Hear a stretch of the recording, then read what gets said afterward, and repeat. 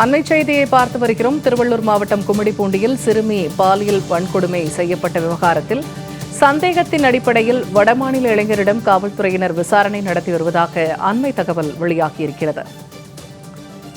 திருவள்ளூர் மாவட்டம் கும்மிடிப்பூண்டியில் சிறுமி பாலியல் வன்கொடுமை செய்யப்பட்ட விவகாரம் தொடர்பாக சந்தேகத்தின் அடிப்படையில் வடமாநில இளைஞரிடம் காவல்துறையினர் தற்போது விசாரணை நடத்தி வருவதாக தகவல் வெளியாகியிருக்கிறது. தேடப்பட்டு வந்த குற்றவாளியைப் போல் இருந்த வடமாநில இளைஞரிடம் தீவிர விசாரணை நடத்தி வருவதாக தகவல் வெளியாகியிருக்கிறது. திருவள்ளூர் மாவட்டம் கும்மிடிப்பூண்டியில் சிறுமி பாலியல் வன்கொடுமை செய்யப்பட்ட விவகாரம் தொடர்பாக சந்தேகத்தின் அடிப்படையில் வடமாநில இளைஞரிடம் காவல்துறையினர் விசாரணையில் ஈடுபட்டிருக்கிறார்கள். இது தொடர்பான கூடுதல் தகவல்களை தருகிறார் செய்தியாளர் பார்த்திபன். கும்மிடிப்பூண்டி சிறுமி பாலியல் வன்கொடுமை செய்யப்பட்ட விவகாரம் தொடர்பாக ஒரு இளைஞரிடம் காவல்துறையினர் விசாரணை நடத்தி வருவதாக தகவல் வெளியாகியிருக்கிறது. இந்த இளைஞர் யார்? அது பற்றின தகவல் ஏதாவது தெரிய வந்திருக்கிறதா?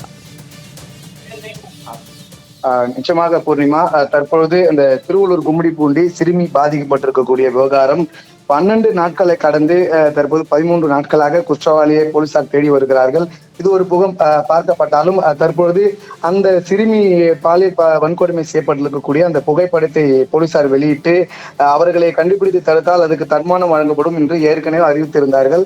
அதன் அடிப்படையில் தற்பொழுது ஒருவர் உத்தரப்பிரதேச மாநிலத்தைச் சேர்ந்த வடமாநில நபர் ஒருவர் அந்த ஜிஹெச் அரசு மருத்துவமனையில தற்பொழுது சிகிச்சைக்காக அனுமதிக்கப்பட்டிருக்கிறார்கள். அந்த சிகிச்சைக்கு பிறகு அவரை பார்த்த மருத்துவர்கள் அந்த கும்மிடிப்பூண்டி சம்பவத்தில் இருக்கக்கூடிய நபர் போல் அவர் தோற்றம் இருப்பதாக அறிந்து உடனடியாக காவல் கட்டுப்பாட்டு எண்ணுக்கு தகவல் தெரிவித்தார்கள்.